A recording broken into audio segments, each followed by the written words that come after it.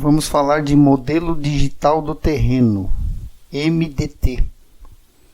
São modelos que no geoprocessamento se reportam a diferentes variações de um determinado fenômeno. Por exemplo, altitude, variação da altitude no terreno. Então é possível gerar um modelo digital dessas altitudes, mas pode ser também temperatura, pode ser pluviosidade, pode ser o teor de algum elemento químico no solo. Então olha aqui esta imagem, ó. Essa imagem é uma superfície do terreno em altitudes, onde está mais escuro é mais baixo, onde está mais claro é mais alto. Olha o que é possível gerar a partir de uma base dessa, uma base de dados dessa. Então isso aqui é simplesmente uma imagem raster em pixels. Tá vendo aqui os pixels? Certo, mas o que eu posso gerar a partir disto? Eu posso gerar a mesma superfície em tonalidades de cores variadas. Posso tornar essas cores não só assim com uma característica contínua, né, mas também com uma característica discreta, como esta aqui, ó, agrupando faixas de altitude. Sobrepor a essas altitudes outras informações, por exemplo, a drenagem, os rios, delimitar uma bacia, como está nesse exemplo aqui. Posso, a partir dessas altitudes, também fazer um mapa de declividade, onde está verde é mais plano, onde é mais laranja, vermelho é mais inclinado o terreno. Então, esses materiais são derivados das altitudes. Posso ainda fazer um sombreamento do terreno e sobrepor aquela imagem das classes, né, das faixas de altitude sobre esse terreno e dar um aspecto de sombreamento também. Então isso são apenas algumas coisas que é possível fazer com modelos digitais do terreno. Vamos ver um pouco mais sobre este conceito. Por que modelo digital do terreno? Muitas perguntas podem ser feitas ao executar uma análise da superfície do terreno. Por exemplo, algumas indagações bem simples. Se tomarmos um modelo digital do terreno no aspecto da altitude, você pode se perguntar qual é a altitude desse lugar em relação ao nível do mar. Quais áreas podem ser encontradas em altitudes que variam entre 200 e 400 metros em relação ao nível do mar? Então, esse é um tipo de pergunta que pode ser respondida através de modelos digitais de elevação. Outras consultas mais complexas. Qual terreno é visível a partir de determinado ponto? Ou quanto de terra pode ser ou deve ser remobilizado a partir de uma determinada superfície? Por exemplo, para um corte de estrada. Isso é uma coisa que se pensa, né? Quanto de terra deve ser remobilizada ou deve ser aplainada em determinadas aplicações de engenharia, por exemplo, sempre levanta essas questões. Então olha só essa frase, né? A maioria destas respostas e outras que poderíamos fazer aqui podem ser dadas através de mapas. E esses mapas produzidos através de modelos digitais do terreno. Que fenômenos podem ser representados em modelos digitais do terreno? Então, como eu disse, não só o relevo, mas geologia, levantamento de profundidade do mar ou de rio, informações meteorológicas, por exemplo, com relação a variação de temperatura, variação de pluviosidade, variação de pressão atmosférica, dados geofísicos, geoquímicos diversos. Alguns usos comuns dos modelos digitais do terreno. Armazenamento de dados de altimetria para gerar mapas topográficos. Análise de corte de aterro para projeto de estradas e barragens, por exemplo. Elaboração de mapas de declividade, disposição para apoio à análise de geomorfologia e erodibilidade, representação tridimensional, modelos 3D, né, que a gente fala, combinando variáveis também, não só o relevo, mas relacionar o relevo, como eu mostrei ali, os canais de drenagem, bacia. Então essas aplicações são bastante variadas. Agora, o que eu vou deixar claro aqui nesta aula e depois na nossa parte prática é como fazer uma aplicação específica dos modelos digitais do terreno, como chegar num modelo como aquele que eu mostrei no início da aula. Se vocês entenderem bem o processo, a temática não vai ser dificuldade no futuro. Por exemplo, no caso vamos fazer com exemplificação do terreno, relevo em relação ao nível do mar, né? Altitude em relação ao nível do mar. Se futuramente você fizer uma aplicação com índices de chuva ou de temperatura, pressão ou dados geofísicos, geoquímicos, não haverá dificuldade na compreensão do que vem a ser a produção de um modelo digital do terreno em geoprocessamento. Então vamos ver um pouco do processo de elaboração de um modelo desse. Bem, se tomarmos o exemplo do relevo, o processo ele pode seguir dois caminhos. Um é partindo de dados amostrais. É claro, como eu sempre tenho reforçado no curso, os dados são a base de todo trabalho em geoprocessamento. Então, neste caso específico, não muda de... A realidade não é outra. Ela também depende de dados. Agora, como obter dados para gerar modelos digitais do terreno? Isso vai depender do tema, em primeiro lugar. Se fosse o caso de pluviosidade, temperatura e índice de chuva por milímetros, né? Milímetros medidos de chuva. Você vai depender de estações meteorológicas. No caso das altitudes, vai depender de amostras, ou feitas em campo, ou amostras obtidas por dados secundários. A partir daí, né, gera-se um modelo propriamente dito por meio de uma metodologia chamada de interpolação. Nós veremos já já o que vem a ser isso.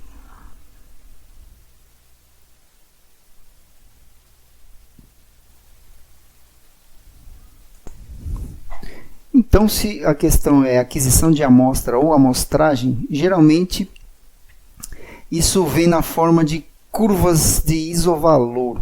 As amostras, no caso de um processo de altitude, né, de representação do terreno,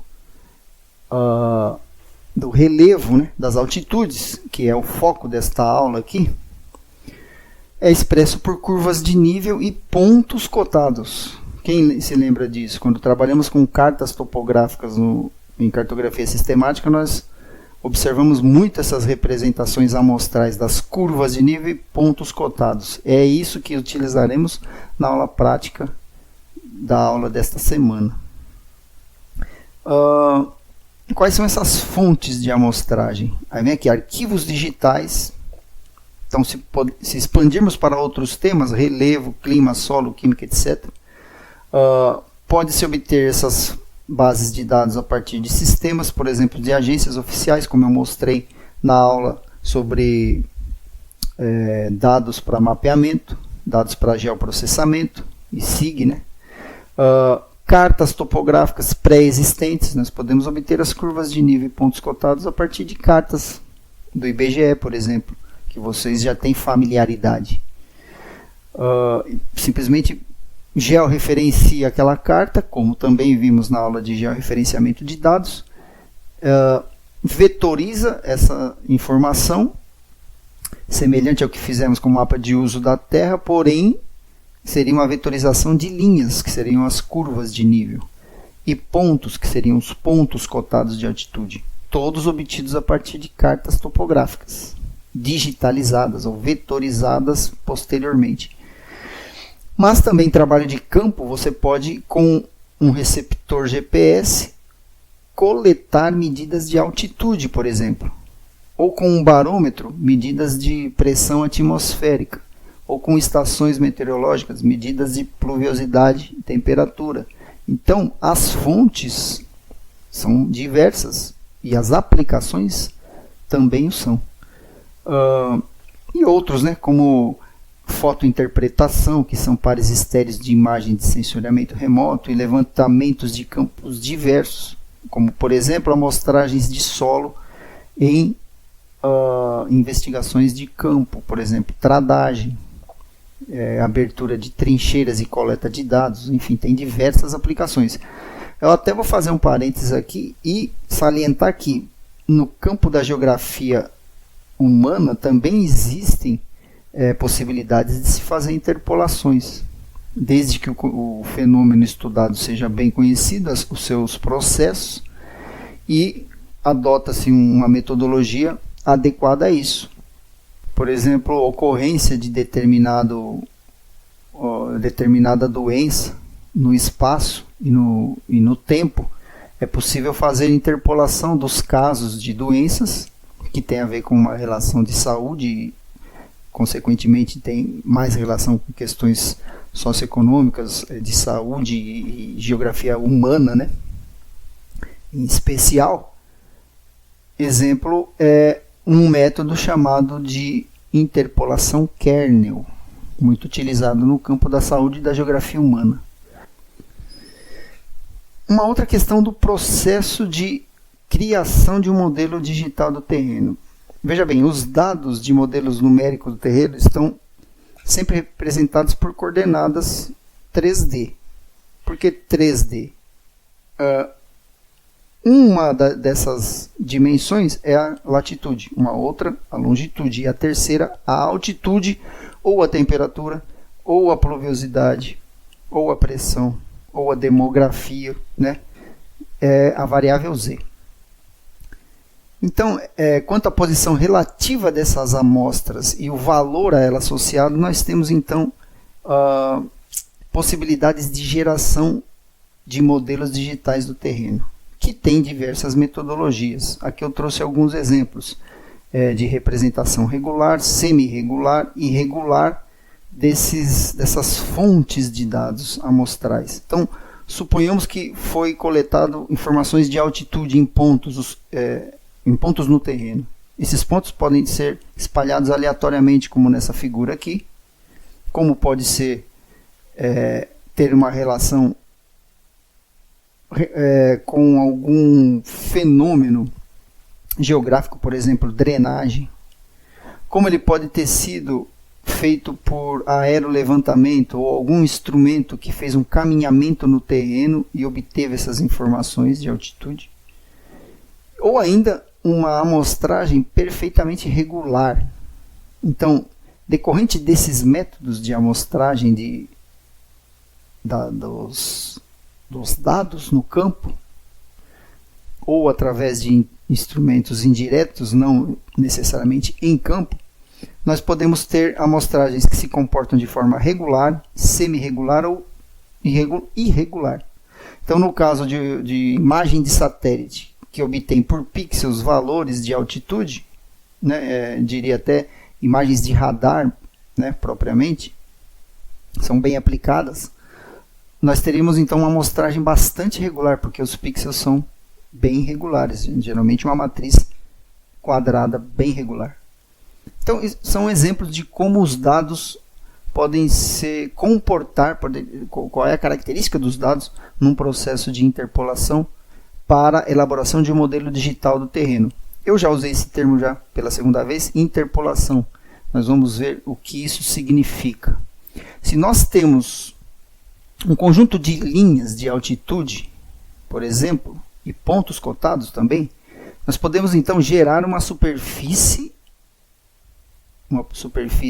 tridimensional daquele tema no espaço, porque ele varia de forma contínua no terreno e com valores que se modificam continuamente também. Então, por conta de a altitude ser variada no terreno e expressar uma forma do relevo, é possível, por interpolação de valores, eu chegar num modelo tridimensional que passa a percepção ou a interpretação do terreno de forma contínua.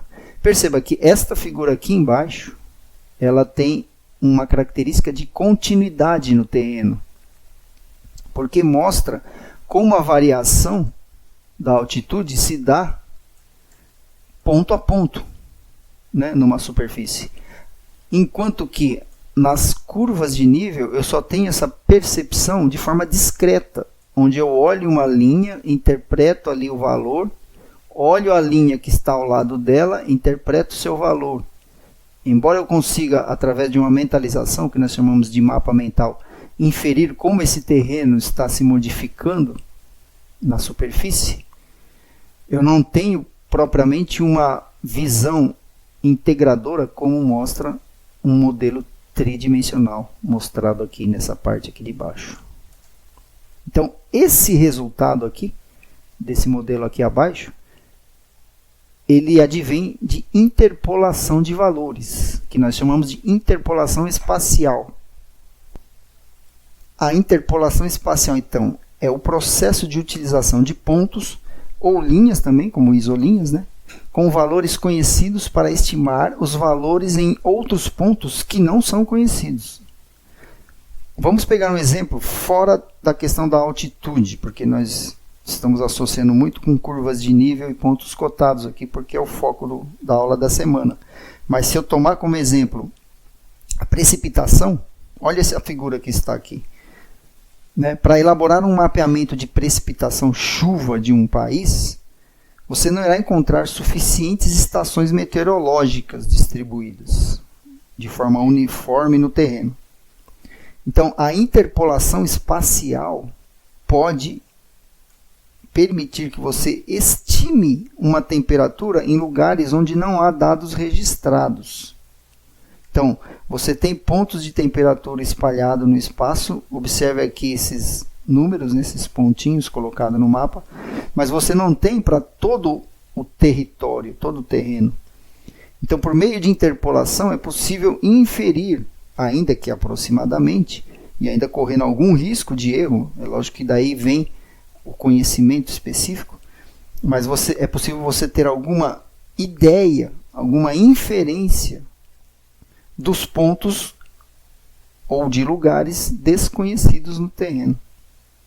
Então, esse é um exemplo, né? As cores mostram uma variabilidade contínua de tonalidades que pode estar necessariamente relacionadas a temperaturas ou na verdade, aqui, precipitações intermediárias entre um ponto e outro. Isso é interpolar. Se nós tivéssemos uma curva de nível, né, ou várias curvas de nível de um determinado território, nós poderíamos então escolher caminhos para atingir esse propósito da elaboração de um modelo digital do terreno. Então, existe o caminho já consolidado, bastante conhecido, que é um método das redes triangulares irregulares, conhecidas como TIN, Triangulated Irregular Network. Então, redes irregulares triangulares. Como poderíamos seguir um caminho onde é possível criar uma estrutura de pixels regulares, uma vez que interpolássemos esses pontos a partir de valores intermediários entre eles. Veja que cada pontinho desse poderia estar carregando uma altitude, e onde está em branco a gente não sabe o que tem. Mas com uma interpolação regular nós poderíamos chegar num desenho como este aqui embaixo, onde cada pixel poderia estimar uma altitude intermediária, como nós vimos no slide anterior. O mesmo se aplicássemos um modelo triangular. A diferença é que um utiliza pixels regulares e o outro utiliza uma estrutura triangular irregular. Vamos ver um pouco mais disso. O modelo de superfície contínua é denominado raster, como nós vimos na aula de vetores e modelos vetoriais e modelos raster, lembra? Então, as estruturas de modelos digitais do terreno, que são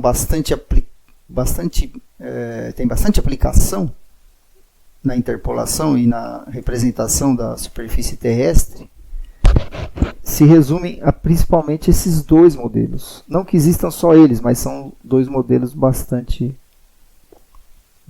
utilizados, sobretudo no campo da representação de modelos do relevo, representações do relevo. O modelo de grade regular, então, ele apresenta um modelo digital que se aproxima de superfícies através de uma ideia de poliedro e faces retangulares, como pode ser visto nessa figura aqui. Vamos chamar de figura A.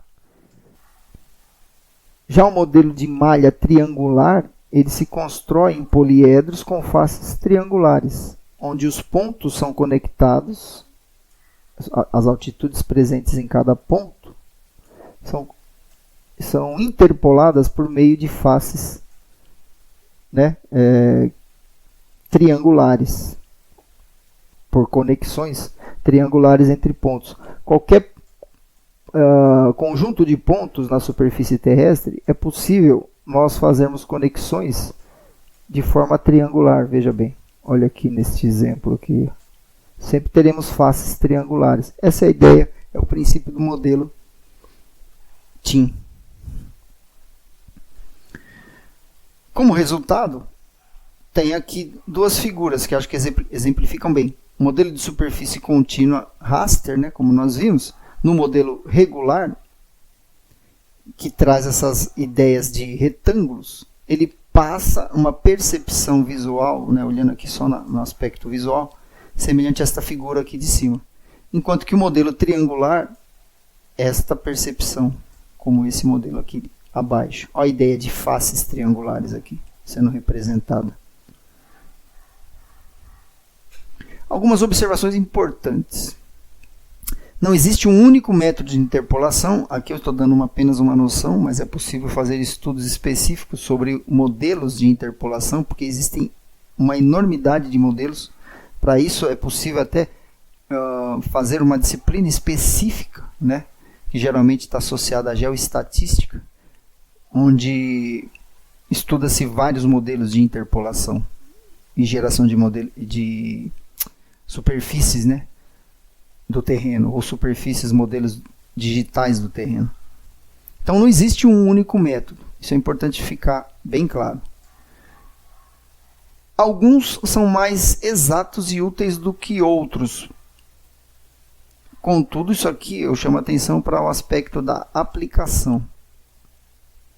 Todos os modelos possuem vantagens e desvantagens, porque veja bem, você está estimando um valor num espaço vazio entre dois valores que você tem uma confirmação daquele dado.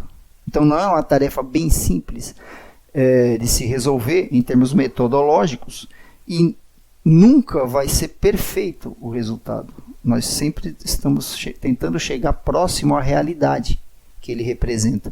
Mas quando você tem 1, 2 ou 3 pontos com valores distintos entre eles, esses valores foram medidos em campo, aqui você tem um grau de certeza muito alto. Porém, no espaço entre eles você não tem essa mesma certeza.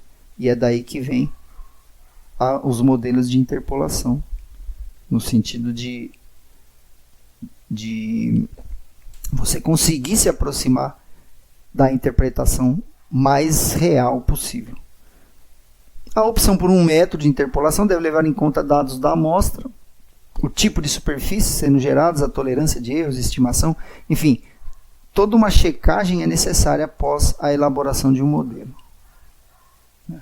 Passos importantes ao elaborar modelos. Nós vamos fazer aqui na disciplina, fazendo um parêntese, nós vamos fazer uma aplicação de um modelo de interpolação triangular. E vamos gerar um mapa de altitudes interpoladas a partir de curvas de nível e pontos cotados. Então vocês vão ver isso na prática aqui nesta aula. Porém, nós não vamos fazer uma avaliação pormenorizada do resultado, a não ser de forma apenas observativa. Contudo, vale a pena avaliar os resultados quando se obtém um modelo desse. Então, aplique um método de interpolação que seja adequado tanto para dados de amostra como para objetivos de estudo. Quando tiver dúvidas, tente vários métodos. Isso aqui é interessante porque muitas vezes um estudo não foi muito aplicado, um tipo de interpolação não foi muito aplicado para um determinado fim.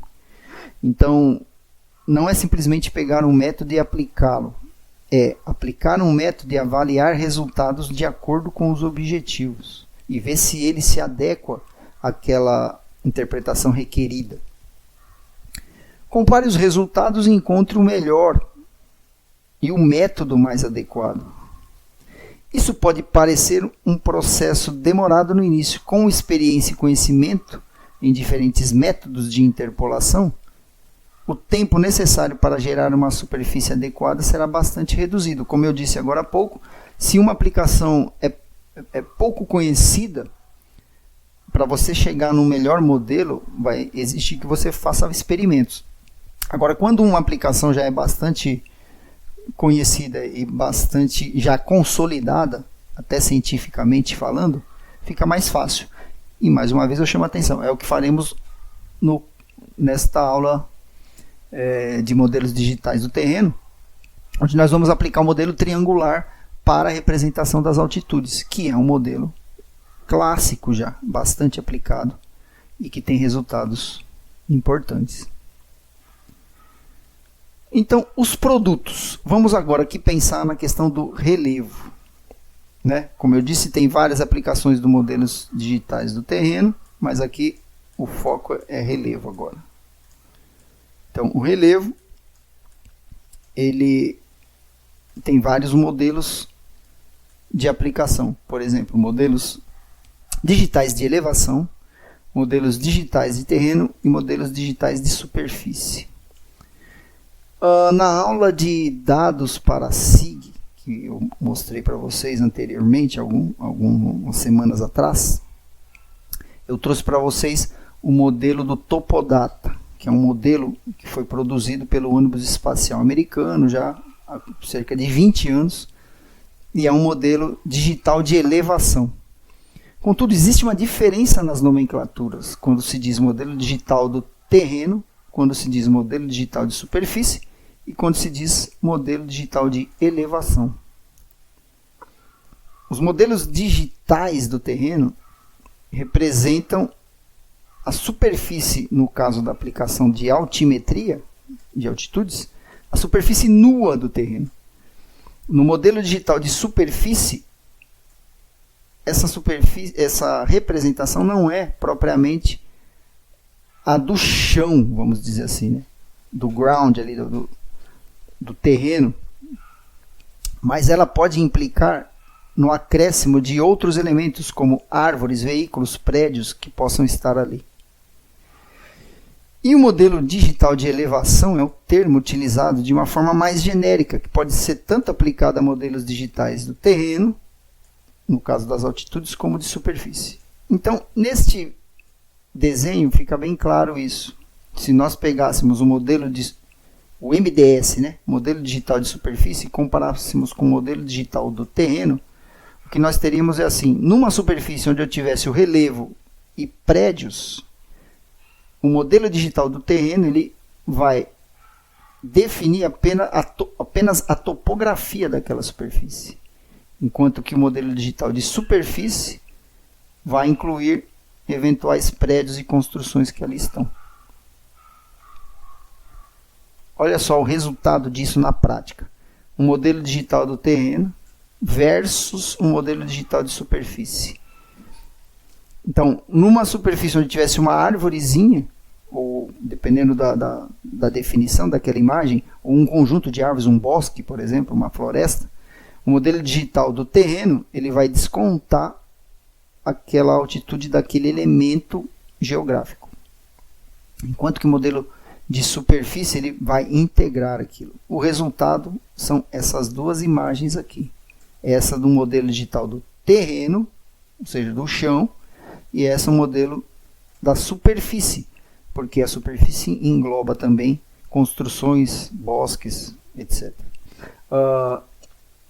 Pode parecer que a gente só tem interesse nesse primeiro, e não é verdade. Tudo, como eu tenho sempre chamado a atenção, depende das aplicações. Então, o modelo digital do terreno para as aplicações topográficas é muito importante. Mas para aplicações urbanas, muitas vezes, o modelo digital de superfície é muito requerido. Por exemplo, para avaliar a densidade de construções, ou no caso de vegetação, dá para estimar inclusive volume. Se você tem uma floresta plantada de eucalipto, por um modelo digital de superfície, é possível você estimar o volume da madeira ali disponível para comercialização, por exemplo. Numa área urbana, a densidade de prédios, é possível estimar a densidade de prédios por hectare ou por metro quadrado, enfim. Então, existem diversas aplicações de cada um dos modelos. Tudo vai depender do objetivo, como eu sempre também tenho chamado a atenção. Então, aqui exemplos de aplicações, como eu mostrei agora há pouco, né? É possível extrair parâmetros do terreno, modelar fluxos de água, né? Criar mapas de relevo, renderizar visualizações em 3D, criar modelos físicos, retificar fotografias aéreas de uma imagem, né? Criar pares estereoscópios, medir gravidade, gravimetria, geodésia, geofísica, analisar terreno como geomorfologia, campos específicos da geografia física. Tem diversas aplicações. Na área de geografia urbana, por exemplo, né, aplicação de modelos digitais de superfície, por exemplo, hoje é muito conhecido os sistemas LiDAR, Light Detection and Ranging, que é modelos de radares, de scanner, radares escanerizados digitais. Então é possível construir modelos tridimensionais de cidades com esses recursos. Outros produtos, né? Aqui eu trouxe exemplos bem distintos. Aqui é uma área de vulcanismo, né? Onde é possível medir, por exemplo, a massa, a quantidade de material magmático expelido, como uma outra aplicação totalmente diferente, que é a aplicação urbana aqui neste caso. Então, mais uma vez, essa exemplificação. E de acordo também com o nível da qualidade da imagem, você consegue também diferentes interpretações, né? Para finalizar, aqui tem exemplo de 3 produtos de modelos digitais sobre um mesmo território, sobre o mesmo terreno. Veja que, a depender da resolução espacial dos pixels da imagem, você tem diferentes resultados. Isso requer conhecimento específico em geoprocessamento, para saber quando você precisa de uma resolução em nível de 2 metros, né, de resolução de pixel, quando é necessário 5, ou quando é necessário 90 ou 30. Aqui eu coloquei valores bem diferentes um do outro, é mais para mostrar que os níveis mais sofisticados de modelos, hoje produzidos por satélites, são esses dois aqui, né, que vem do satélite japonês AW3DTM. Enquanto que o clássico SRTM, que é aquele que eu mostrei do Topodata, ele tem uma resolução de 90 metros do pixel. Então, os alcances de aplicabilidade são limitados também de acordo com essas possibilidades de representação. Então, fechando aqui, eu dei mais ênfase na aplicação dos modelos digitais do terreno para a representação do relevo. Existem muitas demandas para esse tipo de estudo, né, tanto no campo técnico de aplicações práticas, quanto na área científica. Esses modelos, geralmente, eles são base, tanto para geomorfologia, quanto para hidrografia, estudos de hidrologia, quanto para aplicações urbanas, aplicações rurais, bacias hidrográficas, enfim, uma enormidade de aplicações, os modelos de relevo. Então, esta parte teórica termina aqui e nós vamos ter uma aula prática num outro vídeo. Até mais.